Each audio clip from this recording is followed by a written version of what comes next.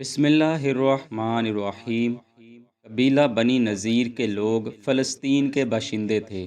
تقریباً 132 سنہ عیسوی میں یہودیوں کے چند قبائل جن میں بنو نذیر اور بنو قریظہ بھی شامل تھے، رومیوں کی سخت روی کی وجہ سے وہاں سے ہجرت کر کے یثرب آباد ہو گئے تھے۔ دور نبوی صلی اللہ علیہ وآلہ وسلم میں یہودیوں کے قبیلہ بنو نذیر کا سردار حی بن اخطب تھا، جس کے بارے میں لکھا گیا ہے کہ حی بن اخطب عظیم پیغمبر حضرت ہارون علیہ السلام کی اولاد میں سے ہے۔ حضور اقدس صلی اللہ علیہ وآلہ وسلم کے اعلان نبوت فرمانے کے کم و بیش 2 سال بعد حی ابن اخطب کے ہاں ایک لڑکی پیدا ہوئی، جو ایک سردار کی بیٹی ہونے کے ساتھ ساتھ حسن و جمال میں بھی بے مثال تھی۔ خیبر میں حی بن اخطب اور ابی حقیق یہودیوں کے سب سے زیادہ صاحبان ثروت اور ان کے معزز ترین اشخاص سمجھے جاتے تھے، اور وہاں کے سیاہ و سفید کے مالک تھے۔ وقت گزرتا رہا اور یہودی سردار حی بن اخطب کی بیٹی سن بلوغت کو پہنچنے تک کے مراحل طے کرتی رہی۔ اس تمام عرصہ میں سردار کی بیٹی ہونے کی وجہ سے اس کی شہرت کافی عام ہو چکی تھی۔ بیٹی نے جو ہی سن بلوغت میں قدم رکھا تو حی بن اخطب نے اسے اپنے کسی چچا زاد بھائی سے منسوب کرنے کا فیصلہ کیا اور اس کی شادی اپنے ایک چچا زاد بھائی سے کر دی۔ بنی نذیر کے یہودی چونکہ خیبر میں جمع ہو کر برابر نبی کریم صلی اللہ علیہ وآلہ وسلم کے خلاف کسی نہ کسی سازش میں ملوث اور آس پاس کے دوسرے قبائل کو بھی مدینے کے مہاجرین و انصار کے خلاف ابھارتے رہتے تھے، اس لیے آپ کو لا محالہ ایک روز ان سے دو ٹوک فیصلہ کرنے کے لیے اپنے صحابہ کو ساتھ لے کر مدینے سے وہاں کا رخ کرنا پڑا۔ حی بن اخطب کی بیٹی کی شادی کو ابھی چند دن ہی گزرے تھے کہ ایک روز اس نے خواب دیکھا کہ چاند آسمان سے اتر کر اس کی خوابگاہ میں داخل ہوئے جا رہا ہے۔ لڑکی یہ عجیب خواب دیکھ کر بیدار ہو گئی اور اپنے خواب کا تمام حال صبح اپنے شوہر کو بیان کر دیا۔ بدبخت شوہر کو نہ جانے کیا سوجی، اس نے خواب سنتے ہی سردار کی بیٹی کے منہ پر ایک زوردار تھپڑ دے مارا اور کہنے لگا، کیا تجھے یثرب یعنی مدینے کا اشتیاق ہے اور اس کے حکمران یعنی حضرت محمد رسول اللہ صلی اللہ علیہ وآلہ وسلم کے آغوش کی تمنا ہے؟ سردار کی بیٹی نے جو اپنے شوہر کا یہ سخت رویہ اور اس کی اللہ کے نبی سے متعلق یہ بات سنی تو اسے گویا اپنے خواب کی تعبیر کا اندازہ ہونے لگا۔ دل کے کسی کونے میں اللہ کے رسول کی محبت کا بیج جڑ پکڑنے لگا اور وہ رسول اللہ صلی اللہ علیہ وآلہ وسلم سے غائبانہ محبت کا دم بھرنے لگی۔ کسی کے وہم و گمان میں بھی نہ تھا کہ سردار کی بیٹی کے اس خواب کی تعبیر کیا ہونے والی ہے۔ خدا کا کرنا ایسا ہوا کہ اس کے چند روز بعد ہی مجاہدین اسلام نے حی بن اخطب کے قلعے پر دھاوا بول دیا، جس کی وجہ سے یہودیوں کو عبرتناک شکست کا سامنا کرنا پڑا۔ سردار کی بیٹی کا شوہر بھی اس لڑائی میں واصل جہنم ہو گیا۔ قلعہ فتح ہونے کے بعد بہت سا مال غنیمت اور کنیزیں ہاتھ لگیں، جن میں سے ایک حسن و جمال کی پیکر یہودی سردار کی بیٹی بھی تھی۔ ابو داؤد علیہ رحمہ فرماتے ہیں، جب خیبر میں گرفتار شدہ عورتوں کو جمع کیا گیا تو ان میں یہودی سردار حی بن اخطب کی بیٹی بھی تھی، جس کے حسن و جمال کی خیبر میں پہلے ہی سے شہرت تھی۔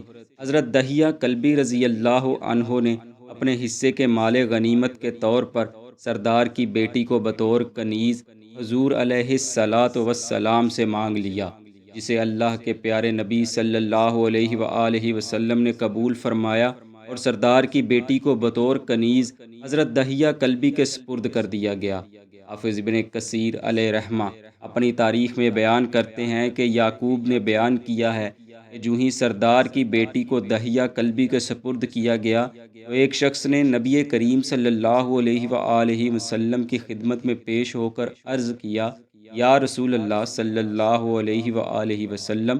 سردار حی ابن اخطب کی بیٹی بنو قریظہ و بنو نذیر کی سیدہ ہے، اس لیے مناسب ہوگا کہ آپ خود اسے اپنی کنیزی میں لے لیں۔ یہی درخواست کچھ دوسرے لوگوں نے بھی حضور صلی اللہ علیہ وآلہ وسلم سے کی، جس کے بعد رسول اللہ صلی اللہ علیہ وآلہ وسلم نے دہیہ کلبی کو بلا کر ان سے فرمایا، اگر وہ کچھ خیال نہ کریں تو کوئی اور کنیز اپنے لیے پسند کر لیں اور اس لڑکی کو آپ کی خدمت کے لیے رہنے دیں۔ چنانچہ حضرت دہیہ کلبی نے فوراً ہی آپ صلی اللہ علیہ وآلہ وسلم کے ارشاد کی تعمیل کی اور بخوشی وہ لڑکی حضور صلی اللہ علیہ وآلہ وسلم کی خدمت میں پیش کر دی۔ اس کے بعد ابو داؤد علیہ رحمہ نے مختلف حوالوں سے بیان کیا ہے کہ رسول اللہ صلی اللہ علیہ وآلہ وسلم نے سردار حی ابن اخطب کی بیٹی کو ان کی مدت عدت گزرنے کے بعد ان کی مرضی معلوم کر کے